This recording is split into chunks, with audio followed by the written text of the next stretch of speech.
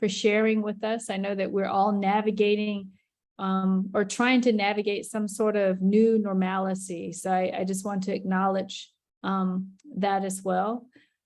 So the Indigenous Speaker Series today is our 40th for the year of 2021, 2022. It's such an honor to provide a platform to uplift Indigenous peoples. It's a platform that started in 2015.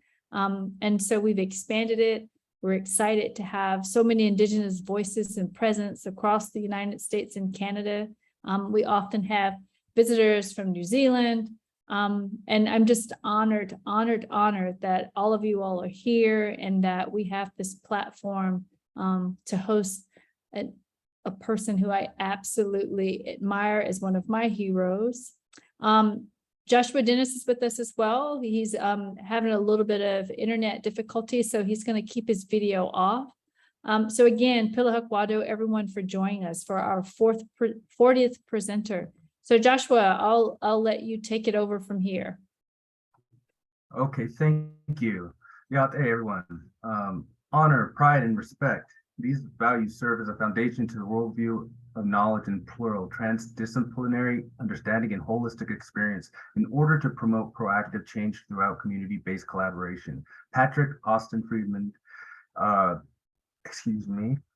is a graduate of Haskell Indian Nations University and Purdue University, learning of the interrelationships of American Indian, Alaska Native and Indigenous peoples, the adaptation to climate change, and the preservation of tribal and cultural sovereignty.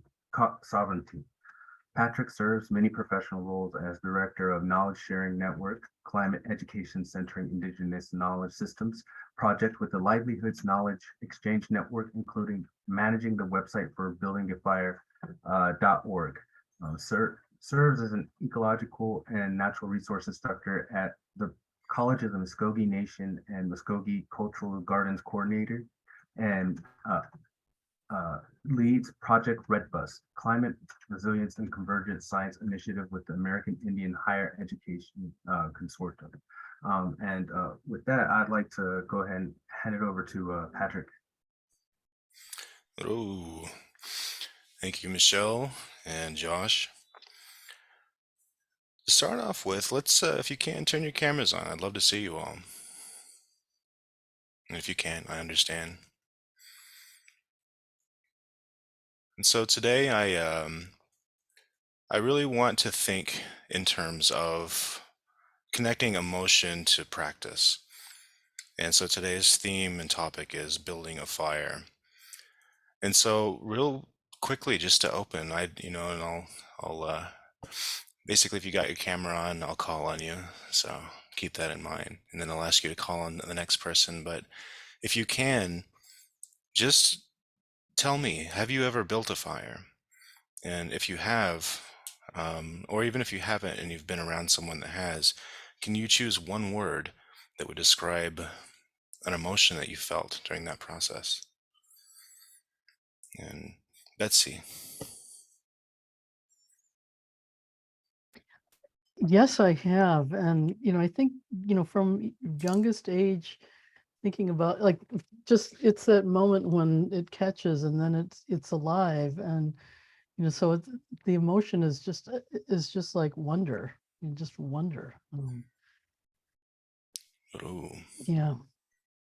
Who would you like to call on next? Let's see. I will call on Dorothy. You would.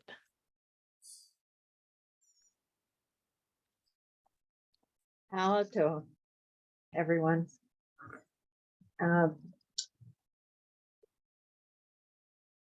I have two words that I would like to describe my experience, and that was an immediate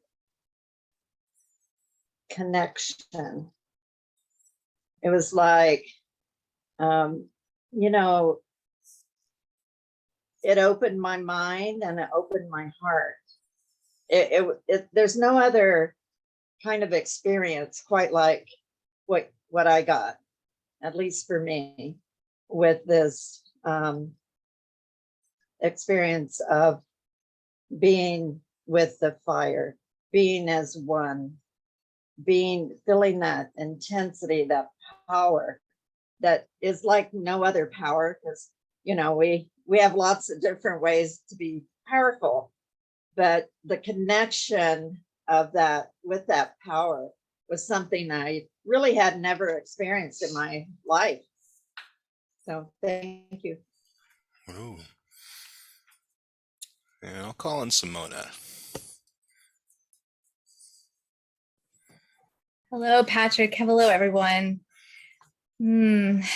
Starting the fire the first time.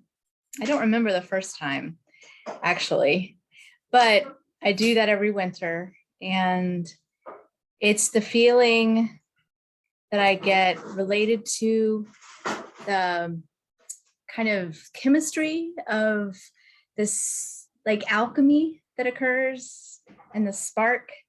And it, to me, is all about the inspiration. That's the main word for me with fire. Ooh. Should I call in someone else? Or? Yes, please. Oh, okay. I'll call on Jazzy. Is that how you say it? All right, Jazzy.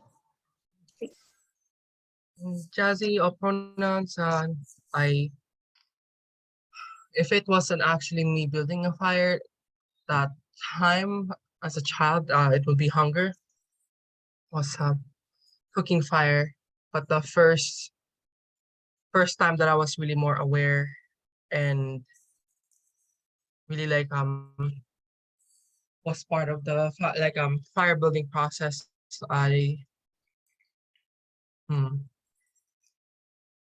protective. And I'll call on Jacob Bailey.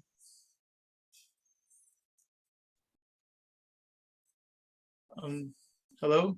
I'd say for how I felt when I started a fire the first time would be fascinated, just kind of watching the fire spread around, kind of move and grow. Pretty much all I can remember. That was a while ago. And let's pick Laura. I don't know if you're calling on me. Laura Flores Caillou, I'm in Skagit County, and I'm guessing the question was something about when we built our first fire, what our response was to that moment. It's really hard to remember a first time. But when I think about fires that I've been around, it's often been around community and the way people interact differently when they're standing around a fire. So those are that's what it brings up for me when I think about it. Ooh. Let's see, how about Scott? Sure, thank you. Yes, I think the feeling I can identify with is something about the miraculous. Like here's this amazing thing that comes from nothing and provides warmth and light, and I never sort of lost the fascination with that. Oh. And Paul?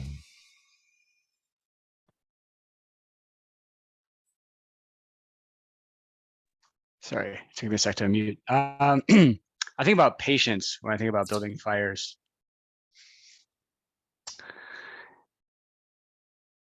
Oh. All right, well, thank you. And so ideas of wonder, power, inspiration, community, hunger, something that's protective, something that's fascinating, something which requires patience, yet is astonishing and miraculous. So today, I want to share with you a little bit about, first of all, who I am, a bit of an introduction, and then this idea of building a fire. And the big context of this is those same emotions and those feelings that you have when you build a fire can and should be applied to how you're engaging with people, with your communities, with this bigger work. Everyone here today I know probably does a lot of really good work. Some I know for sure, and quite frankly, I work and have worked with several of you. So I do appreciate everyone's time, and you're welcome now to turn off your screens. I'm going to play a presentation with mostly just visuals, and I invite you mostly to listen. And I'll tell you a little bit of a story in the best way that I can. And so again, if you aren't able to hear or aren't able to connect with it, my apologies. We do hope to accommodate you in some way.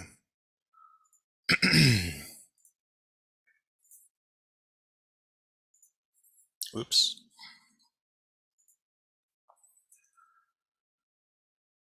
First, an introduction. Inchje, Histongo, Patrick Austin Freeland, Jaha Jeff Kidos, Amero Ligera, Rogi Olhomes, Amirowa Olcasita Olhomes. My name is Patrick Austin Freeland. I'm Wind Clan from the Muskogee Creek Nation of Oklahoma, and my tribal town is Casita. Big Casita, where my families were from in Oklahoma, is in between Morris and Okmulgee, about south of Tulsa, about an hour. And at this place, there was once a fire. In Muskogee ways, there are ceremonial grounds, and there's many grounds. There's many clans, many grounds. And that fire had survived the Trail of Tears. The Muskogee peoples were removed from, Alabama and Georgia, and all up through the East Coast, all along the coast. And our journey, we weren't always from there. We had actually moved through there for quite some time, for thousands of years. Our peoples, plural, had moved through there. And the way to think of the Muskogee Nation is not necessarily a single ethnic group, but rather a nation of nations. Many peoples, plural. And Awakasita is a word that actually means, where is the sun? And our people, the original Casita tribal town was in kind of western Georgia, south of the Okmulgee River. And our family was actually from a little bit further north, actually kind of a little bit halfway to Atlanta. But that fire was came with us in part of our traditional story. In the way that I know it, is that our people had to learn a lot of lessons. And at one time we didn't have fire. We didn't have that warmth. We didn't have that ability to cook our food. And as we moved east from our original birthplace, the mouth of the earth, we had come to a place where there was a mountain that was singing. And it was, very, intimidating. And so people would, they would climb this mountain. The strongest, people that would lead the Casita people. At the top of this mountain, they found 4 fires burning. There was a red fire. There was a white fire. There was a blue fire, and a black fire. In the singing mountain, we were given instructions that we were never to use the white fire, the blue fire, or the black fire, but that this red fire to take down and take to the people. And that fire was the progenitor of all of these traditional ceremonial grounds that are there today. The Big Casita ceremonial fire actually went out shortly before I was born, in the late 70s, early 80s. Many of our fires were lost along the Trail of Tears, lost as they got at Oklahoma. It is said that a fire goes out when the land is taken, or the medicine man and the Miko of that ground die and don't pass on their knowledge. And so I always think about that, about this connection, and recognizing that it's also a metaphor for more than just the ceremonies and the fires itself, but of these next connections that we have. We face some pretty grave challenges in this time. A rapidly changing climate, ecological destabilizations, challenges with access to food, conflicts with many people, challenges with, substance and mental health and environmental contamination. And I'm not one to stand atop a burning platform, as they say, because I always remember back to at least my ancestors, and not just my native ancestors either, but like all the others that, faced many hardships, but the way that they were able to come together was through connection, through love, peace, value. So before you can build a fire, you have to have a fireplace. And there are many fires. There's fires for cooking, there's sacred and holy fires that have to be done in a certain way. But for this fire, it's important to recognize what it is that you're wanting to do and who it is that you're hoping to serve. And oftentimes, especially if those of you may be, working with research or programs, you're given some, maybe funding or an opportunity, and you try your best to make, your plan fit, and you get people thrown together at last minute. And a lot of times the introductions and connections don't happen. But to build or to set this fireplace, first you have to build it upon agreement and setting norms. And is actually two women that I very greatly appreciate, Fia Esser and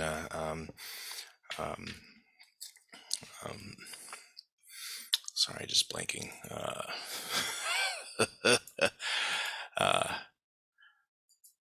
Shasta Cana Martin. And also Betsy is in here too. Led the Lummi peacemaking circles, and I used to really spend a lot of time working with them. And they would always say you have to go slow to go fast. So setting this place is, of course, setting agreements. So you have to do this through setting norms. Even if it's people you've worked with and have known for years, or maybe have never known before, the first thing that you should do is talk to everyone, find out who they are, find out what they value, find out how they communicate. Really set those foundations, understand that from them, understand what their role is in the bigger picture. What is their vision? And the goal is not to necessarily listen to these people, just to check a box or to start some kind of engagement process, but it's you're looking for alignment. And once you find that alignment, you can start to put together your first kindling. Small sticks, they say, they need to be dry. They can't be green, which is a metaphor. They can't be wet, which is also a metaphor. And they can't be rotten, which is also, again, another metaphor. And start little, start small, start with a small group first. And then when you come together, and in this way, you center around values.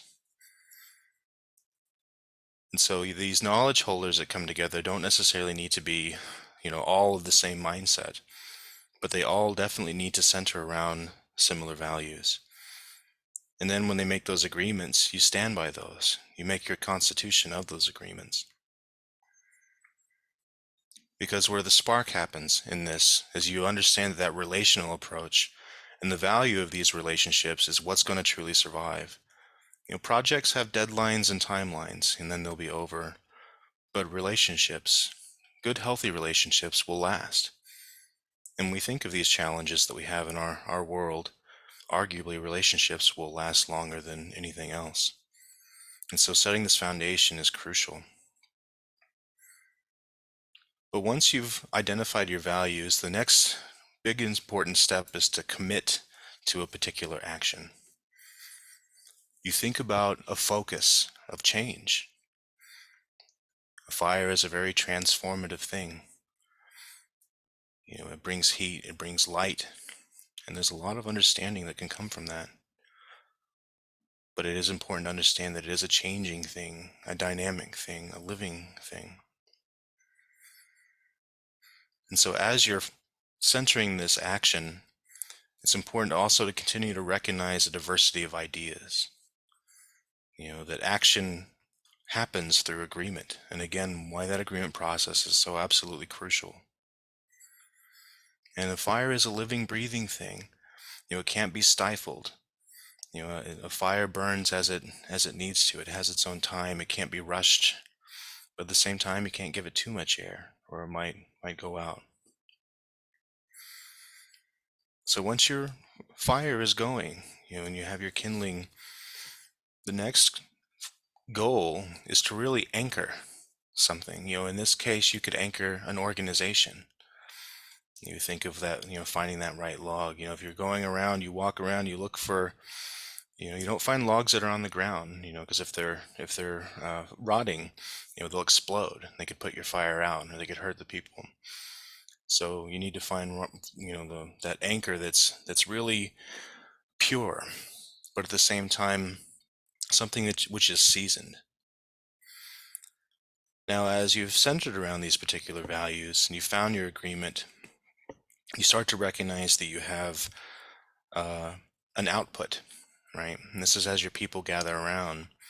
And so that output for this first anchoring piece is to make sure that, it's fitting well in this space, that you're not putting too much on too quickly, right? Because that will also choke out a fire. But once it sets, it essentially forms the heart of this connection. And so at that point is when you're ready to foster partnerships. And in this way, you can foster partnerships that are collective, and that are intertribal. And I say that not necessarily speaking only to, American Indians or Alaska Natives, but all peoples on this planet, even recognizing the idea of psychological tribalism, that you have to have these connections.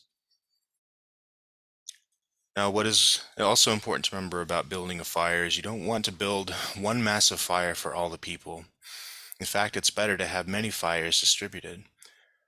And sometimes when people find themselves in places where they may not be able to easily build their own fire, you can share this fire. We've seen this, the fire that was brought along the trails of tears. I've even heard of stories of people putting fires on canoes and then taking them from islands to islands. And so remember this idea of building a fire. And also remember that this is for you. This isn't mine. I didn't come up with this. Many people in this room actually contributed to this. But this is something that's open. So I'd like to tell you a little bit more about a way that we had kind of put this into practice. So this idea of centering around values. Some of you that have worked in nonprofit spaces or others may have heard of something called a theory of change, or using a logic map. But it's not much different than storytelling and using symbols. And so with the this project to create a knowledge sharing network, it asks for a theory of change. And so as part of that process of focusing the change, of thinking of the diversity of ideas, I'd like to show you what that symbol became. So first, as I had mentioned in setting agreements and norms, is you have to center your values. So we had centered the idea of sovereignty, relationality, and responsibility.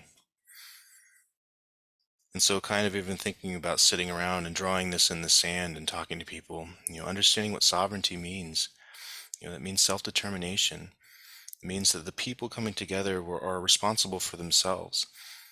As I would say in some of the peacemaking circle areas, we're standing with each other around the fire, right? No one is necessarily doing everything for another, nor is others asking everyone to do something else for them.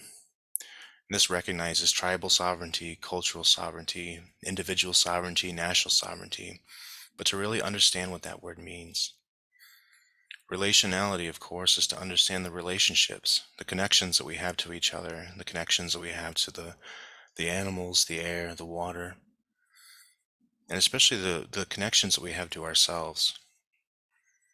If we're able to understand that relational component, then we can absolutely understand how that connects with the sovereign connection of peoples, again, plural. And lastly is responsibility. I'm very sure that many in this room have been in a place and thought, someone should really do something about that. And chances are it might have been you. Or maybe you were finding yourself on the forefront of a protest, or finding yourself leading something that, biologically speaking, being altruistic really doesn't make any sense, right? Why would anyone sacrifice themselves for the benefit of another? But as human beings, holy beings, we know that that's part of who we are, that we have a responsibility to each other, our lands, ourselves. So as we center these values, it's not to discount any others, but it's to recognize, what is this core that we're doing? This core could be part of a grant. This core could be part of an educational plan. It could be, part of, working with children. But as long as this core is recognized, as you're starting to build your partnerships, you recognize that, well, our partners come from a diversity of places, quite literally at times. Our partners are of different sizes. Some are connected to each other. Some are maybe far apart. But if our partners all are centered around these values, then we are all connected. But furthermore, it recognizes that if any one of these partners is missing, that we're not whole. Beyond thinking about the partners that we make, it's also important to think about the lands, the waters, the mountains and the skies that surround us. For we're nothing without the land. We're nothing without the air, the water, Weewa, as they say in Muskogee. And so as we have this whole, and we commit to action, ready to go into the world and make great change, it's important to recognize that there has to be not only a sense of leadership and this sort of guidance and connection, but there has to be a recognition of where we've come from, right? That tale. That's why I think the aspect of evaluation is so incredibly important, something that, gets overlooked more often than not. If it's not appropriate to say here, I do apologize, but something I always remember was Chief Salitsala, who had passed on a little while ago. But he would always say, you have to know where you come from, and only then will you know where you're going. But with this leadership, which is necessary, there must also be vision. There's an old saying that vision without action is only a dream, but action without vision is a nightmare. So recognizing the importance of vision and recognizing the importance of the different ways of seeing and perspectives is also just as crucial. I always like to give the example of, imagine a world-class, lifelike painter, and they're painting a bowl of fruit in an art studio, and, it could be almost as true to life as possible, absolutely beautiful, colors fully represented, form and function and shape. But it's only one side of something, and now imagine that same bowl of fruit surrounded by a bunch of little children, and they're finger painting, and they're, some are drawing, maybe not even a bowl of fruit, it might be like a horse with a smiley face or something. But the collection of all of those visions will give you greater insight than anyone ever will. And so remember that when you're engaging vision, when you're seeking vision, is that it must be collective. It must be of the peoples around you, and even those that you may foolishly call enemies. For what they see is important too. It helps you to keep yourself in check. And with this, there is power that's a crucial element. But just as this shape that's starting to emerge, if a turtle only had one arm, it would only spin in circles. So power must be in balance. And so it's always important to remember that, and especially if you're a leader of the people. You remember that the people are where the power comes from. You're just responsible to them. But those power and people sometimes also need that leadership. They need that strength and that connection. And as long as you're striving towards balance, you'll move forward. But lastly, to remember that even with that powerful forward movement, that guidance is what moves you through space. And that guidance must be founded on, as Teresa Milk, is where that honor, pride, respect. I always try to write that and center that in what I do, but she would always say that. But I would also suggest that love and wisdom are key and crucial to this piece of guidance. And so this is a metaphor for a knowledge sharing network. Again, this is not mine. This is something that others, many of whom actually have put on this event, have contributed to. And so this is available. Just like that idea of the anchoring organization, so the Livelihoods Knowledge Exchange Network, which I work with, we've created quite a bit of pretty much open access tools anyone can use. And so if you've got a phone that has internet connection, go ahead and pull it out while we're doing this. And open a web browser and go to buildingafire.org. And I'll walk you through just a few pieces of this. So this website's in its infancy. And you can see, well, what is the reason for all this? And really, it comes from this idea of being a good relative. We're trying to strengthen our relationships. And while this particular piece is maybe focused a bit more on climate change adaptation, you can use this really in anything that's important for you. And so there's a couple tools that are here, and I'll walk through a couple of them. And this page will be building. Right now it's in what they would call a soft launch, right? So you are some of the first people to even see this. But I want to guide you to this piece, so buildingafire.org/lit. Now, how many of you have ever been in maybe you're a grad student or maybe just even a college student and you're thinking, oh, I'd love to know about, Indigenous climate education. And, is there a way I can find that? Well, doing a Google search might get you some, asking around, going to the library may be helpful. But part of this project was to actually curate a bibliography. And Josh, Mr. Dennis, actually was part of this. And so you can download this, and essentially it's like all these different Indigenous scientists and educators had contributed to this. They thought, well, what's important to know? And so they shared some different names. Probably even see some familiar names in here as you dig into it. So like, let's see, like I'm sure there's a Montgomery in here.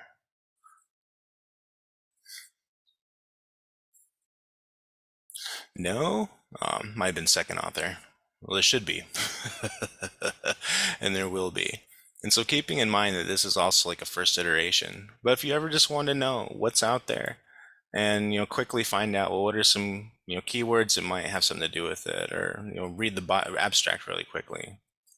But also know that you don't have to pay for this. One thing that was really important is we put all of this in Creative Commons. It's something that you can use. You can share it. You can adapt this too. And if you want, like the .bib file, because we built this in LaTeX, I'm happy to share it with you. So long as you at least attribute the Livelihood Knowledge Exchange Network, or even better, if you can, we did cite like all the contributors to it. So if you wanted even more in depth, like say, well, what persons actually suggested literature? Who were these Council of Indigenous Scientists and Educators? You can attribute those there. But don't sell this. This isn't for that. Other than that, it's yours and you can do whatever you like. But also know that if you go through this and you see that maybe there's something missing, or maybe you have something you'd like to share, we have a way to do that. And hopefully by this time next year, we'll have a second edition out, and hopefully we'll keep progressing. So Another tool, so we were talking about that idea of, representation of diversity. And we thought, well, is it going to be something that we're representing? Is it tribal diversity? Well, sure.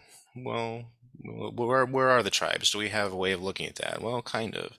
Well, is it maybe regional diversity? Well, sure. But, where are the people? Are they actually located in their particular regions and tribes? And, or is it going to be, diversity based on region? It's like, well, sure. But when we searched to see if there's something out there that had all of these, we really realized there wasn't. And more than that, we weren't even able to see if it was a way to kind of understand more in depth what sort of risks, if you say, well, what places are under climate risk, you'd be kind of averse to find that as stated as easily. But through the Federal Emergency Management Agency, or FEMA, there's actually a national risk index that includes things like if you're on a coast, things like coastal loss, or if you're in the Midwest where we are, things like, potential tornado or hail damage, and very much specific to place. And we put together a dashboard using ArcGIS, so industry standard, right? So let's look at kind of this as a whole, and you can kind of see this shows us a couple things. So we can see the yellow represents tribal nations and tribal lands. Now, these white bubbles are actually a way to look at, well, where's the population density? So places like, Four Corners or South Dakota, Oklahoma, you can see there's a lot of natives, relative to other ethnicities in a particular place. But then you can see the national risk indicators, right? This level of red, and it kind of goes from, relatively moderate to relatively high. So if you're thinking, well, where should we focus, to help people quickly, and you can use this as a way. But let's look at also some other aspects. So if I were to go up into, Lactamus territory up here, and you can see there are limitations, of course. This is, this little population bubble represents all of Whatcom County, right? You can see there's Lummi Nation right here. Now, if I click on this, it'll load information. So if I just, as an educator or a researcher, whomever, I want to know what are those national risk indexed, right? So community resilience raising is relatively moderate as being a risk. Well, what does that mean? Social vulnerability, on the other hand, relatively low. But coastal flooding, a fairly high number. And it's important to understand also like what all these different numbers mean. And all this stuff is public, but it's not necessarily always easy to access. But this is a way that may be a little bit easier. But maybe I also want to look at, well, how big is Whatcom County, right? How many of the population are over the age of 18? And so there's about 20%, of the county is mostly youth. So keeping that in mind, and what's the population based on U.S. Census 2020 data? We can see a significant amount of American Indians there for sure, but is it the majority? Well, not really. Actually, it's pretty predominantly white. We can also look at what federally recognized areas are there. So I can look at the name of the tribal area, the size, is it a state or federally recognized tribe? What's the name? Now, again, this is publicly available information. So, this may not be the, traditional name. So keeping that in mind. And also being able to break down the county even further. And lastly, understanding the ecoregion. What is the, EPA identified, ecology of this particular place. And again, so this is a tool that anyone can use. It's open, it's available here. But let's say that you don't have a good internet connection, but maybe you've got a printer. We've actually created a PDF version of this. It's a very large file, so kind of keeping that in mind. But this prints out. It actually prints out up to 3 by 4 foot. And so if you want to print this out and put it in a room somewhere, and this shows all the same information. It gives us an idea of what's being displayed here, but also lists all the different tribal lands, in the latitude and longitude of where they're located. And so this is also something to kind of visually show that, that we are also a nation of nation. There's many peoples, plural. So understanding that diversity is sometimes a little bit easier if you have a place to start and can really understand who's in the room. Lastly, the theory of change. So I had already described a bit about building a fire. This page will eventually be more interactive and will kind of describe the same things, but for now, you can access this printable theory of change. And this one's focused on centering Indigenous knowledge systems in climate education with a little bit of a focus on, pre-K through 12. Arguably we're expanding this to pre-K through 16, but through this process, you can just see what some of the agreements and norms were made, how we focus change, how we develop the organization. And really, we only got really to this anchoring piece. This fire is still building. And so we're moving forward and slowly but surely in fostering partnerships. But also this idea is for others to be able to also take this and then build your own fires. Perhaps you can build it better than I can and we can. And if you want to review what this knowledge sharing network metaphor was, this is here too, as well as to kind of understand what the ultimate ideas that we're coming together to really address. Climate change is a complex challenge. There are many aspects to it, and we identified 13. Some of them, I'll read one or two. So, for instance, it's unknown precisely which and to what degree Indigenous knowledges are shared or are appropriate to share in pre-K through 12 settings. Any educator can tell you that. It's also important to remember that we're taking a non-extractive approach to this. Right? We're not here to take people's information. If anything, we're here to support them directly, to allow them to continue teaching and educating in the same way they have been since time immemorial. But our role as boundary spanners are to make those connections. We're even understanding that collaborative adaptation strategies require a justice-forward and ethics-forward approach based on free, prior, and informed consent, shared norms, agreements, and interinstitutional commitment to action. And the effort must be made to include and adhere to these protocols. There's some good literature in here. Kyle White, where a lot of the justice-forward language had come from. A lot of work from, Dr. Wildcat as well, and really in the idea of power and place in terms of education. Eve Tuck, who really wrote very well about participatory action. It even went so bold to say that contention, is part of a healthy process, right? So if you're struggling and you're running up against, contention, then that means you're on the right path. So this page is here. There'll be more coming. Eventually there'll be more resources, more interactivity, hopefully more stories, but little to big. We start small. We build slowly, build surely, make sure that we're doing it in the right way, doing it in an honorable way. So I'll stop here. And if you'd like to turn your cameras back on, and if anyone has any questions or ideas, I'd be happy to chat with you.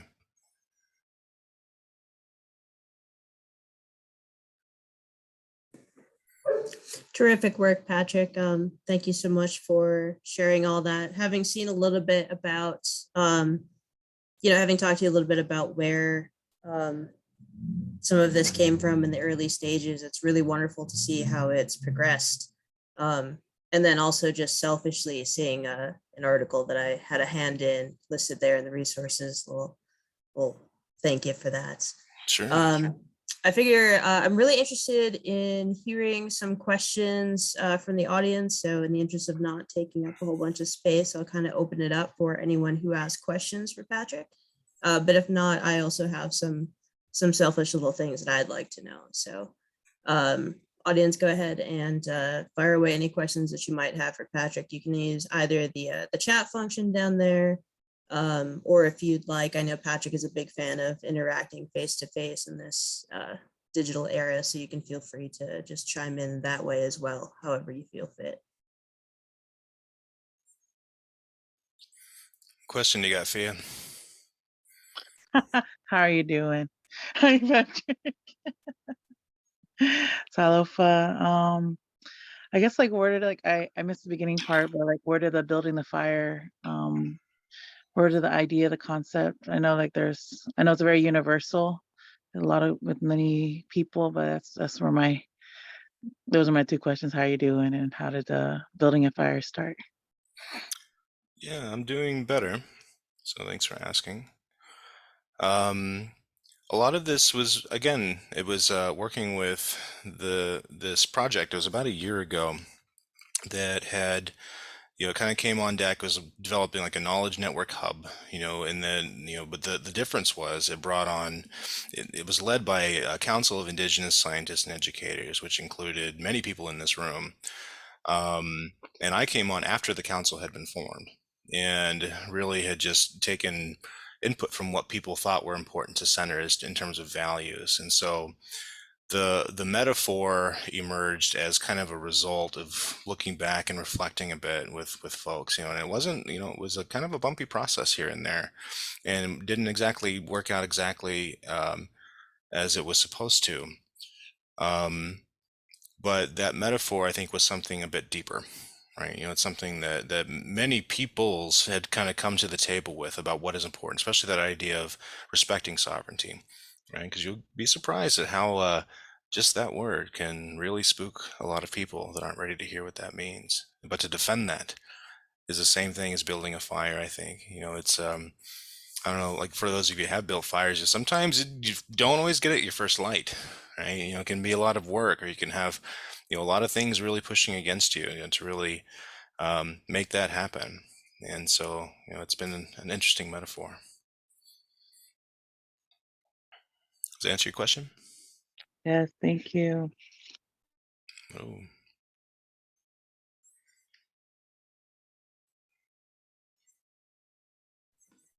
I'm going to Well, go ahead and be selfish real quick. Oh, wait, I'm sorry. Did somebody else? Betsy, No, go I ahead. was just going to say, I love metaphors, and I love the stories around the metaphors, and how the stories make the metaphors even more. And so it's everything. It's just everything. It's like I want to just swim in your website once you get it going. It's just beautiful. It makes so much sense, and to my people, fire is one of the gods. It's like and it's just like being able to see that as I don't know, it's just kind of like honoring it instead of the way that it gets taken up in the US as kind of this kind of scary thing. It's just kind of like this really beautiful community building, life-giving, meaning-making process. So I love that part. I love your theory of change. It's just everything, Patrick. It's just beautiful. So I'm going to keep gushing, but I am just so taken with this. Thank you. Thank you. Oh. Yeah, and again, just to reiterate, this isn't mine, right? And like I didn't even necessarily come up with all of this. I think I'm just a synthesizer, right? Just a couple waveforms come together, and I modulate that frequency a bit. Right. And I'm connected to you, and so I get to, so this is how it carries on, right? Right. Yeah, and quite frankly, a lot of what I guess I had taken into this space with, really kind of taking that time to engage with others came from you, you and Fia, right? That peacemaking circle space, and which comes from, Fairham song, and then the Taggart Tlingit tradition, right? So it's, again, these are very old things that are just, being rediscovered.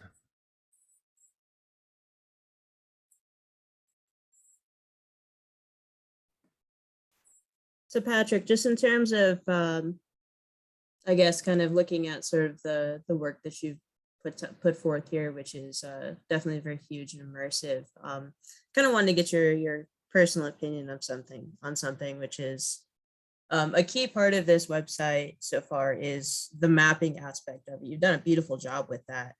And I've noticed a trend over the last couple of years of an increased interest in Indigenous spaces in just the concept of mapping, which is, super interesting. I think we had to talk about this once about how mapping is one of the first and most powerful ways that settler colonialism took root, because it was a way of taking our places, our sacred places, and essentially renaming them, usually after some, old monarch who'd never even been to this land, much less had any knowledge of a particular lake or landform or whatnot. But as more Indigenous people start to kind of take on this sort of area of expertise, what do you see as the real power and the benefit of more people sort of getting into this aspect of the technology, particularly for climate change, but also just in general for Indigenous sovereignty? Yeah. I think there's two things I see. One is there is an inordinate amount of data out there, right? And that Indigenous peoples, even though they may have like a tribal geospatial department or a GIS program at a tribal college, aren't even literally able to access, right? It's there, but even if you get like a data dump, you may not know what to do with it. There's also much more broad sensing that's going on, right? And so like, even things like if you have a tribal land, it may have been already LiDAR mapped, right? Multiple times. You may not even know that or know how to access it. And so I think that there's a certain responsibility in working with tribal nations and being of a nation, or even if you're not a tribal person, but working with people to recognize how far is the scope of this power, right? I think it's really important that making public data and tools publicly accessible by the people, plural, right? Not just experts is really crucial. But at the same time, being very sensitive to truly traditional ways of knowing and ways of sensing, and then kind of challenging the idea that doesn't always need to be recorded, right? That doesn't need to be extracted and put into something. I know it could be helpful, but in a lot of ways, some of those traditional placemaking requires immersion in that culture. So if you're kind of, spending 6 years in a graduate program, that's taking you maybe further away from some of those cultural making spaces. So that being said, I think there's a role for many peoples in this, right? And I think a lot of times there's this expectation that someone has to be completely traditional and only in this one way, but that may not be really feasible. But recognizing who you are and the accesses that you have and the skills that you have is important. Are you a boundary spanner? Do you have connections? Or did you go to college? Great. Are you a traditionalist? Great. One is not above the other. And that idea of like having that kind of recognition that it takes two wings to fly, I think is absolutely crucial. Going back to the idea of power and balance. I also think that sort of education should be free, and it should be widely available and quickly available, right? I don't think anyone should have to spend, again, like 4 years in an environmental science program and 2 years in a GIS or geography, master's just to learn how to make a map in ArcGIS, right? And they should be able to do that. Again, and that's another thing too, the technological resources compared to 10 years ago are so much more available and cheap, right? And so we need to recognize that what do we have? What can we use? Oh. Absolutely. Yeah. And I just saw not too long ago that they're starting to make commercially available LiDAR devices out there for people. So hopefully one of these days we'll be able to write a grant and start doing some cool LiDAR stuff on our own. Yeah. There's another question that comes in from Heather that's kind of on a related topic, which is a question on mapping. Have you talked about how to map treaty rights in addition to tribal land, specifically as a way to talk about treaty rights with non-Indigenous people? Yeah, actually, and I think that's one of the ideas that these tools are growing. But there was a lot of thought about that, that we have data for tribal lands and boundaries, but if you pull them apart, a lot of them are really checkerboarded. A lot of, especially the state recognized tribes, we actually had a wonderful person, Julie Torres, actually put the shape files together so that we could make sure that they were included. But there's a lot of missing information, things that, like usual and custom lands, or, if you notice, this was only in the United States, right? And, it doesn't necessarily include, I think also this idea that, these are very human aspects. So we had kind of started to include some of the eco-regional representation, but being able to overlay, things like salmon, and understanding like where they live, or overlaying like flight patterns, or even things like ecological corridors, right? And I think that there's a lot of opportunity for continued growth. But But I think this is also really important for young, ideally Indigenous and Native scholars to kind of start coming to the plate and take that on. Right, there's a lot of, I know Muskogee Nation has a geospatial department that's starting to do that, starting to ask questions about how do we map traditional knowledge or traditional ecological knowledge. And no one really knows the right answer to that, but we know what the wrong answer is, right? And I think that's a good place to start. Heather, does that answer your question?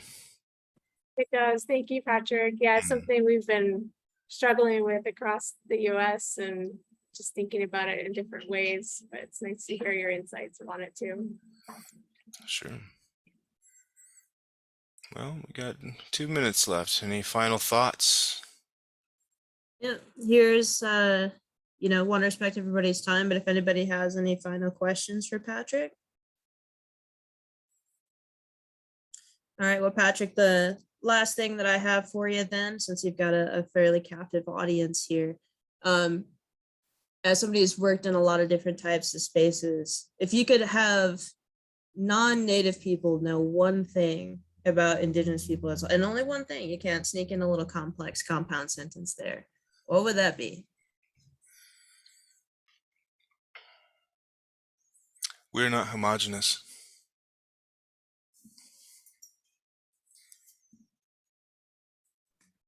That's a good one. I was nodding vigorously and then realized that my camera was off. Well, all right, my friend, it's always great to see you. Always great to hear your words, and very happy with, everything that you've shared with us. Going to be thinking about it for a while.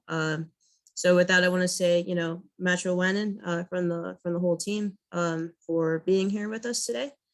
And everyone else, I hope you are well, and many blessings to you. We will see you all soon.